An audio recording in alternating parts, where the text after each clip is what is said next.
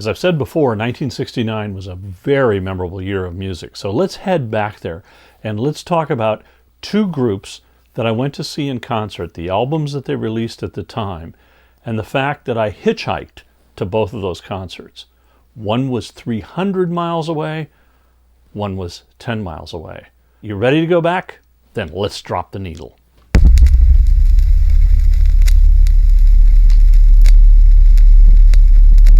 At the start of 1969, I was a sophomore at Southern Illinois University in Carbondale, Illinois, still heavily into music, collecting albums, and dreaming about transferring to UCLA. Each week I would walk from my dorm down into the town to the two record stores and check out what new albums were there. On January 12th, I found this one, and its arresting cover.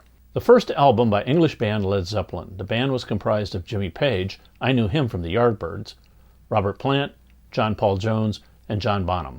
Boy, this album was a stunner. From the opening track, Good Times, Bad Times, it grabs you, and it just never lets go. I particularly like Dazed and Confused, Communication Breakdown, How Many More Times, and You Shook Me. You Shook Me has an interesting audio trick on it. I've heard it referred to as pre-echo or reverse echo. Basically what happens is you hear Robert Plant's voice in the echo before he actually sings the main part. Now, that's pretty cool. There are two explanations of how that happened. One is the reverse echo, and what this says is they took the echo, pulled it off of the track, reversed it, and laid it back on the track to give you that sound. That's one explanation. The other explanation is something called pre-echo. And in pre-echo, what happens is when the record was mastered, there's a needle that goes on a lathe that goes and cuts the grooves. Well, if the record is over-modulated, that lathe, the grooves become very thin. And as a result, you can hear the track next to them. Now, I've read and heard Jimmy Page talk about reverse echo, but I've also heard him say the thing about pre-echo. So how was it done? Hard to say, but in some of the early CD remasterings, where they probably modulated it better, that pre-echo was gone. So anybody's guess as to what the real answer to that one is. The album made a huge impression, and immediately after I got it, I found out that Led Zeppelin would be playing on Friday, February 7th, 1969, at the Kinetic Playground in Chicago. And look at the other acts on the bill. The Vanilla Fudge were just coming off of their huge smash, You Keep Me Hanging On. And Jethro Tull was up and coming. And there was Led Zeppelin. I had to go. The problem was I was 300 miles away and I had no car. But this was 1969, a much different time. Friday afternoon, a friend and I decided, hey, what the heck? Let's hitchhike to Chicago and go see Led Zeppelin. In fact, my friend was my old bandmate from the Darkness, Brad Pico, who was also at Southern Illinois. And Brad Gardner, the other Brad, also figures into this story. So I decided to bring us all together and see if we could recollect the memory. I was down at Southern Illinois. Brad Pico was at Southern Illinois. Right. Led Zeppelin had just released their first album. And we found out they were going to play in Chicago. So on a whim, we decide we're going to the show. We got to go see Led Zeppelin. I remember that. And we hitchhiked because we had no other way to get there. So that was about 300 miles, I think. Mm-hmm. You guys were at Carbondale, Illinois, which is in Southern Illinois. Right. And going to school at SIU. I, at that time, was at school in Champaign, Illinois, at the U of I. And Which I kind was of got the same idea to go. right. And actually, you were kind of, if we'd have thought about it, you were on our way. We didn't know he was going. I know.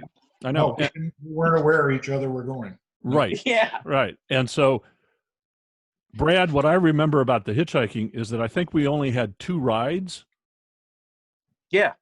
And I believe you're right. We had just 2 rides, and we got there, and we go in, And I remember we were sitting on the floor.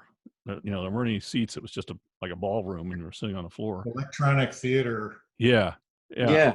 And Electronic playground. and so then we're sitting there waiting for the show to start, and then in walks Brad Gardner. Mm-hmm. And it was like, and we had no idea that any of us were going to be there. We were darn lucky, because I remember when we started out, we were wondering if we would get there in time. Yeah. Because who knew? But yeah. But how is it that we only had 2 rides and the guy dropped us off right at the theater, the venue? Yeah. That was amazing. What was that? Yeah. That was cool. Yeah. Thanks, guys, for helping me put that memory together. It was great the 3 of us were there to see the show. And then the show started. Out came Vanilla Fudge, and they just wailed. And then Jethro Tull, with Ian Anderson and that flute. And then, finally, at quite a late hour, Led Zeppelin hits the stage. And then Jimmy Page starts to play the guitar with a violin bow. Later that summer, I transferred to UCLA, and now I'm in California. One San Francisco group I really liked was Jefferson Airplane. They had just released their 5th studio album called Volunteers, and it was very political and very controversial. The lead-off track, We Can Be Together, includes the famous lyric, "Up against the wall, mother." Well, you get the idea. Also included was Wooden Ships, the song co-written by Paul Kantner, Stephen Stills, and David Crosby. Stills and Crosby had just joined up with Graham Nash to record Crosby, Stills, and Nash, and that album came out in May. Just a month later, on a Monday morning, the FM radio stations in Los Angeles announced there was going to be a free concert that afternoon with the Jefferson Airplane in Griffith Park. And again, I had no car, but I had to get to this concert.